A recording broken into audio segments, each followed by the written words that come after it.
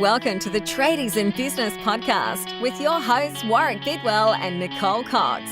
Divert your phone and grab a brew as Waz and Nick unpack tips, tales, secrets and stuff-ups from guests both inside and outside your trade, helping educate and inspire you to break the cycle of gut-busting and money stress and create a true trade business.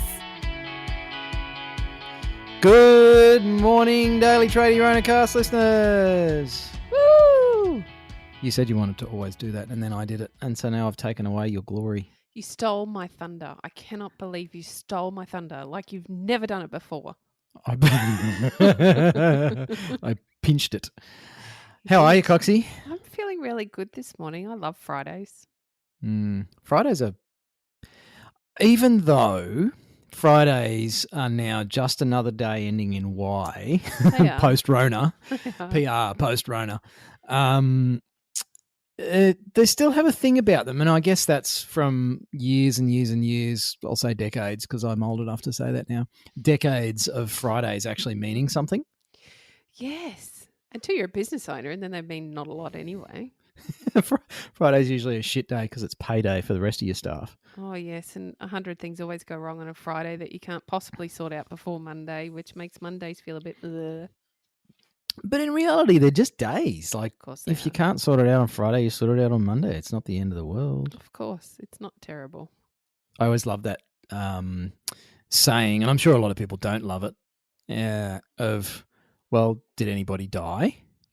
And it's like, no. Well, then it's not that bad, is it, son?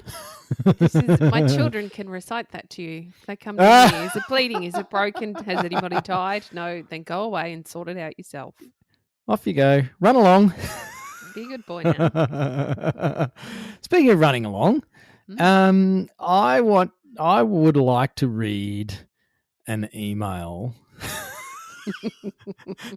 Thank you for humouring me, Coxie. I always humour you, Warwick. It's now, the best part of my day. Speaking of Fridays, so listeners, this is a Friday episode of the Tradies in Business podcast, which is now also. It's like we have two podcasts, Coxie. We've got Tradies in Business, where we have three proper real episodes with proper real guests, like Tuesdays with Mitch, which has had some really good feedback, actually. It's had great feedback. I think everyone's surprised by Mitch's BMX banditing. Yeah. How can a BMX dude actually run a successful business? So we have good episodes, proper real ones like that, where we don't say naughty words much. And we've got a couple of cool ones coming up as well that we've banked. We've got a potentially exciting collab on the horizon. Look at you, this one might turn out to be real. Yeah. This one might turn out to be a real one.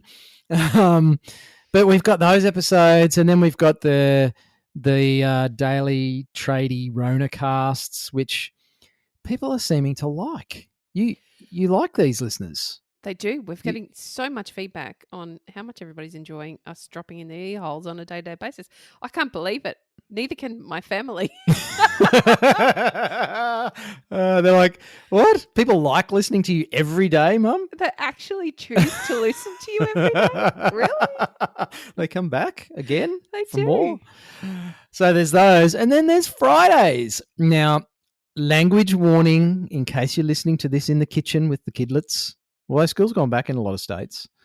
Not proper school, not on the eastern seaboard anyway. Oh, okay. So there's some adult language in today's Fuck It Friday episode. There you go. So we've almost got 3 podcasts, not 2.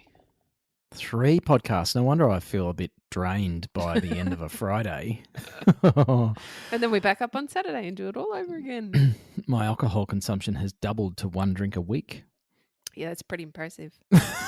So I'd like to share an email that I received with our listeners on this Fuck It Friday.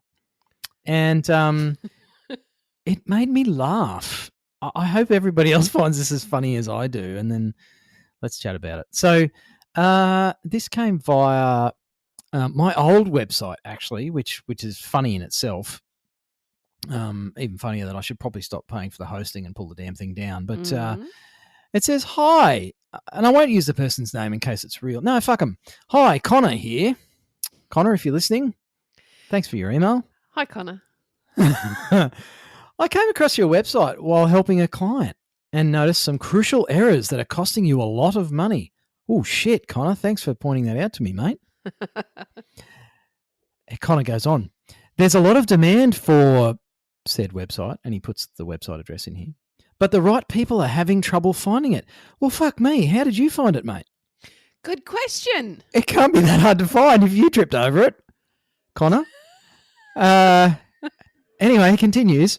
I did some research. I like a bit of research, Connor, and discovered what competitors are taking all the business. And then he puts brackets. There are 3 of them. Now I'm fucking intrigued. I want to know who my 3 competitors are. I bet one of them's us. Wouldn't that be hilarious? That are taking all the business from my old website that hasn't been updated in about 4 years. Wouldn't that be Anyway, hilarious? So Connor's really got my attention now. I made a short personalised video to show what I'm talking about. Well, thank fuck for that, Connor, because right now I'm a little confused, mate. This is a personalised video for your website. Reinsert web address here, and then this is what really sealed the deal for me, Coxie.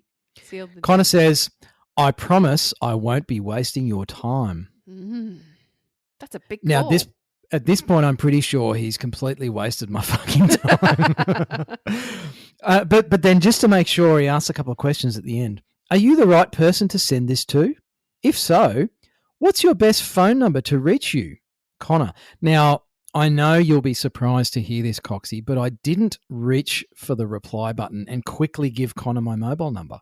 I am very surprised, Warwick. In fact, I'm very disappointed in you that you didn't give Connor the credit that Connor deserves and immediately reply enthusiastically.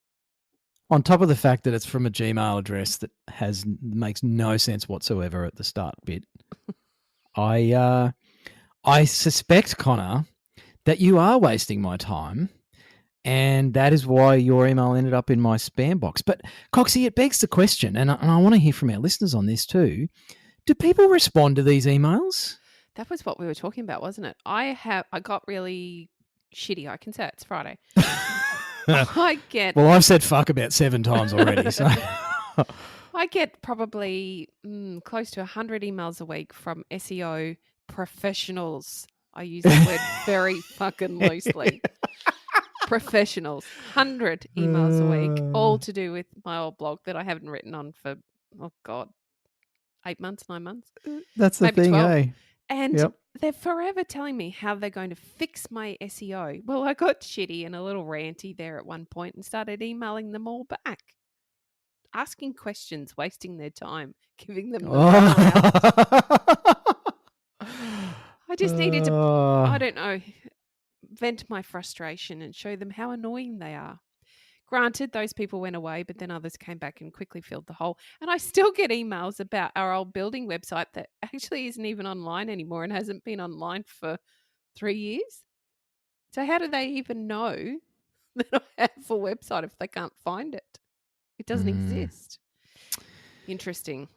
And then you know what? As we were talking, and I was reading Connor's email. Thanks, Connor. I've promptly deleted your email, mate. Oh. Sorry, buddy, if you're legit, but seriously, come on. I saw one from my bank. Oh. I was like, oh, shit. I better open this one in my spam folder just in case it's legit. And apparently all my accounts have been put on hold because they've been flagged as suspicious. Ooh. And how's this? Here's a line from the email. If you are reading this email, it means your account has been selected for verification. All your current account services has been put on hold until you verify your account. Please click on verify now on the button below to start verification. Oh, God. Do you know the problem, though? Some people actually click the button. I know, and I'm not laughing at you. If you've ever clicked on that button, I'm not laughing at you. No. I'm just feeling really sorry for anybody who believes this stuff. And you know what? I think we somehow need to do a better job of educating people about the shit pieces of work that are out there sending these emails, because this stuff really pisses me off. Like they've pinched the logo from my bank's website. They've tried to make it really look legit. And I do know that people would not pay enough attention and not be scrutinizing enough to realize that this is a crock. Yes. And like, that's a big fat fuck you, whoever sent that email. I shan't be clicking on anything, of course. But and here I go, Coxie, I'm going to loop this around to some philosophical Friday thing about curating the information that we all read. I feel like we're a bit hasty to just like skim through something and react to it before we actually scrutinize it and give it some critical thought. Mm-hmm. And the fact that guys like Connor, or, you know, bots or whatever Connor is, continue to send those spammy emails out means that people must be responding to them. They have to be, otherwise it would be a waste of their time. Yeah. And the bank email, you know, the banks are constantly telling us, do not click links in emails. That is not us. We don't do that. Here's how we communicate with you. And yet the fact that those emails keep arriving in my spam folder must mean that people get duped into clicking on them. And I do feel for those people, and I wish I could help them be more critical in their assessment of some of these things. But I wonder where else that shows up in life. If people are clicking on that sort of shit, what else are they not really scrutinizing well enough? I also wonder whether we're not educating enough, or in a way in which consumers are finding and then understanding. I think that, you know, you think about very often these are elderly clients that are clicking on these links because they don't know any better. They're not really savvy with their email. They don't understand the process. And so they'll click a link without really thinking about what that might do, because they feel a little panicked. The language typically is in those emails is always a little sort of emotional provoking to make you panic a little bit, and I need to fix it right now. So for that part of the population, the emails that the banks are sending are clearly not making any sense or being understood, as you're speaking about. But in some cases, is it just because this process is beyond them? And so we as business owners particularly need to be more responsible with how we are communicating our message and ensuring that our potential clients and our clients are understanding exactly what we're communicating. It's tricky because, I mean, even you and I have this issue, probably not so much with the podcast, although maybe that's why we've only got 17 listeners. We know them all by first name. But stupid jokes aside even you and I come across this with our content and the way it's interpreted, and you and I sometimes scratch our heads going, how the fuck did someone get that from that? I don't know. It's a good question. One we haven't come up with an answer to yet. Well, no, I like to trace things back to the source of the issue, because we go, well, you know, you guys aren't communicating clearly enough. It's like, yeah, well, that's part of the issue. And for you as a business owner listening to this, generally speaking, the buck stops with us. So the opportunity is to look at our own language or our own marketing or our own quotes and have a look at how the hell did they get that from that. But rather than blame the receiver of the message, we have to look back to the broadcaster, which is us. We're broadcasters, Coxie. On our radio show. Self-appointed. So, but then I like to look even further than that, and particularly on Philosophy Fuck It Fridays. We never went on with the whole Philosophy Friday thing, did we? We turned into a philosophy almost every day thing because we were so overwhelmed by COVID and trying to help our tradies. My fellow Australians. So I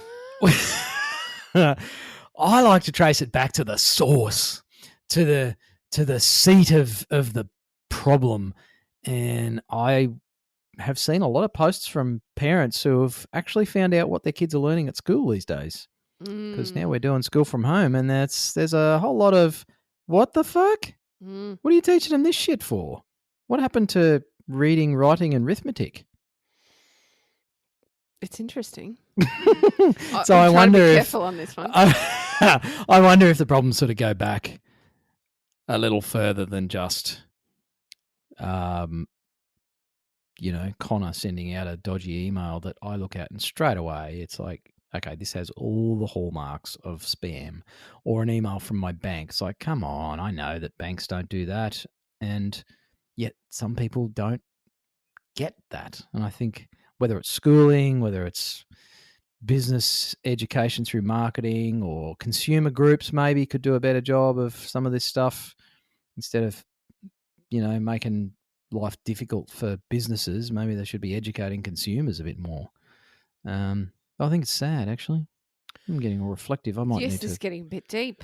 Don't you need think, to. though? I think as business owners, it's our responsibility to ensure that we've communicated in a way that our clients have heard us. So that might mean backing up your communication with a few questions to ask to make sure they have that comprehension level that you're looking for. You mean like Connor asks, like, who's the right person to talk to, and would you please provide me with your phone number? Nothing like Connor. Let's not talk about Connor anymore. No, don't be like Connor. Don't be like Don't be a fuckwit like Connor, or the nameless turd that sent the bank email out. Don't be like them either. I want to know how they get my bloody email address. That's what does my head in. That's a freaking good question.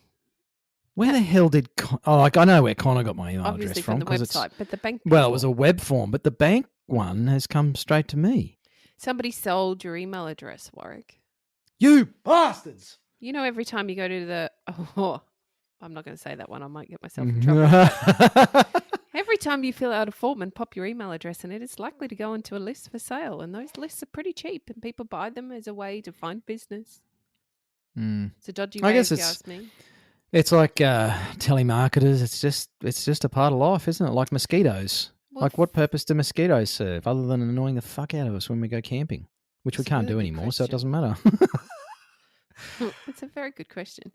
Anywho, as from tonight, you can't go camping, can you? You can go bushwalking in Queensland. Go bushwalking, where I can sit and have a picnic. 50 kilometres from home. 50 kilometres from home. So if you live in the middle of Brisbane or Sydney, you're fucked, because 50 k's just gets you to the outskirts. You go I for a can't get all the way bushwalking. to Dad's. Dad's at Redcliffe, 5 minutes, which I can't get all the way there. So you guys can meet in the middle somewhere at a service station, because they're still open. We could, or we could go to the botanical gardens and have a nice picnic. But that'd be lovely. We could do something. That'd be lovely. But I have a question on that, which nobody will be able to answer. But this is my question. His friend, i.e., partner, lives closer to me and is within the radius. So if he went to visit her and then she happened to be driving all the way out here, surely he could visit. Do you see how dangerous interpretation gets? If we want to go back to communication and Chuck Norris the shit out of it. You're just claiming that one for all mankind, don't you? I really am. But that's communication, right? There's no absolute clear definitive boundaries on this whole 50-kilometre thing. And it's open to interpretation. So is everything you communicate to your client base. Oh, because we all see shit through our own lens. We do. Holy crap, this is a good episode. I like this one. My lens currently is looking out the window through the rain at my cattle. Yeah, are they sad? They appear to be very happy. They're munching away on grass just like they do every other day. So they don't care about the rain at all? No, my cattle have a double coat. So they don't feel cold? Because they're from Scotland. So they don't feel a cold, Coxie. I'm not sure. He's Today. back. Hey, I want to read a review. Oh, yes. Do we have one? Yeah, boom. Yes, we got another review. We got another one, Coxie. Oh, is it nice? Hang on, let me check. Yeah, okay, I'll read this one out. He's even used his real name. That's bold. It is bold. That's a Is it ballsy Connor? move. Is it Connor? I wish it was Connor. I wish Connor was a real person and that I've just slagged the crap out of a listener who just sucks at writing sales emails. Poor Connor. Oh, dear. Fuck you, Connor. So, no, the review on the podcast, because we've been asking for reviews to help elevate the status of tradies in business from trashy fuckfest Fridays to real valuable podcast. Maybe this is why we don't get more high-level guests on our podcast, because we get all sweary and shit. Although some of the most popular podcasts in the world have lots of adult language in them. Yes, they do. Joe Rogan says fuck a lot, and he's got heaps of followers. I don't. It's the real world, and we're dealing with tradies. Are you telling me they're all using their please and thank yous on site and not swearing at all? Not the people I talk to. I have not yet found one tradie. Oh my gosh, I had a session with one of our tradiepreneur clients the other day, and his wife dropped him in the shit. And we were talking about communication with staff and subbies and stuff, and getting results with them and communication. Oh, there's another like mini Chuck Norris segue about communication. And yeah, he was a bit exasperated as to why he couldn't get people to do what they were supposed to do and do their job properly and all that. And I even know who you're talking about here. Yes, and she looked at him and looked at me on the Zoom call, and she said, "No, it's because you call them F and C's, and you rant and rave whenever you turn up, and then you drive off again, and that's how you call that communication." I was like, "Oh, burn, buddy." That is a big burn. So no, I don't think tradies are really have an issue with the adult language. But if you do, this one was marked explicit, so bully for you. Anyway, we've got a review, and I'm going to say it's from. Should I say his name? Come on. Is this going to hurt anybody? He's not a snowflake. So Tom Fraunfelder, good on you, Tom. Thanks, Tom. Tom's one of our bloody legend clients and doing cool stuff, making lots of change, actually. He's changing things, and that's getting him some bloody awesome results. So Tom has only recently found the podcast, which is kind of funny. Tom, but all these hours of work we've put into this just for you, Tom, and you've only just found us. 5 years of work, buddy, and you've only just decided to listen. But he's actually found it, or decided to finally actually fucking listen to it, and he's been binge listening, which I don't think is a good idea with our podcast. But anywho, Tom says absolutely gold in all caps, hence the emphasis. Gold. Nicole and Woz make it easy. Oh, you used your full name. Whoa, look out. Nicole and Woz make it easy to understand how you can make your business better through a entertaining and very informative podcast. Might want to work on the grammar there, Tom. They're special guests from all parts of our industry, provide a unique insight into running a tradie business. And then thank you, because it's in all caps. So he's shouting. Tom, thank you. Thank you, Tom. That's an awesome Tom. review. You're a legend, mate. And we love working with you too, buddy. We do. And nice that you finally found the podcast after all this time, and that you haven't decided that maybe you don't want to work with us after hearing it. So, yeah, that is a positive, isn't it? So Tom is now in the running for some merchandise. He is. Have we Provided got any closer to getting our merchandise? No. It's time for Mummy Shark to come and shark the shit out of this and sort it out. I might need you to pack the Uzi submachine gun in the car and go for a drive, Coxie. Because it's close enough that I can. Yes, I know. I'm going to start threatening the supplier. They've gone to the Australia Post School of how to make shit drag out for ages. So, Tom, thanks, mate. Really appreciate your review, buddy, and appreciate you listening to the podcast. And we're going to send you some merchandise. It might be someone else's merchandise because we currently can't get hold of our own. So we'll probably whip on into Bunnings and get you a Bunnings hat or something like that. What about a pencil? Oh, we've got builder's pencils. We can send some builder's pencils. They're not Do we have ours. those? We've got my odd ones. Oh. Oh, that's awesome. We're just pulling out all the stops. We are. Look at us go. So that's my little weird, unplanned, fuck it Friday communication. That's the message. Oh, look at that. Look at how We that all looped it. just joined up. There was Just looped it around. segues. We looped it up together. We swore a lot. We laughed. We read a review and we said thank you. What a Now, if you cracking en- episode. Yeah. Now, if you enjoyed today's episode, get involved with us online. That sounds a bit seedy. Get online with us Friday afternoons at the new time, the new family-friendly time of 4 p.m. Fridays. There's a lot of F's in there. 4 p.m. on Fridays. Thank goodness for my spit guard on the microphone. We have a drink online. I think we're going to have a crack at. Can we whisper? Are we streaming this one, Coxie? Yeah, we're streaming this one. We're going to have a crack at streaming today's tradie drinky hour thing. And so jump online or get on the Facebook live stream and come and have a drink with us. We usually have a good old chinwag, bit of a piss take, talk about the week that was. We discuss politics and religion and We don't. nutrition dogma. Stop. You're scaring everybody off. School from No. home. Everyone We has a bit of do a school bitch and a from home. moan about the kids being around. We do. My And we daughter all made a shot with our cameo dogs. last Friday. She Yeah. did. So did my son, and all the dogs came. We had a dog party. That sounds My weird. daughter asked me if they were all my friends. They are your friends. That's so I cute. said, well, technically I don't have any friends, sweetheart, but I call these see. people my friends. It's like that, is it? Well, thank you, Warwick. I really appreciate that. How no, kind you're of just you. You're just my business partner. That doesn't count. Just. I have to talk to you. Which We is dig even in a funnier bigger hole. because you have to talk to me. Sucked in. I know. Anyway, come and join us for a drink at Savo, gang. 4 o'clock. Be there or be doing something more interesting.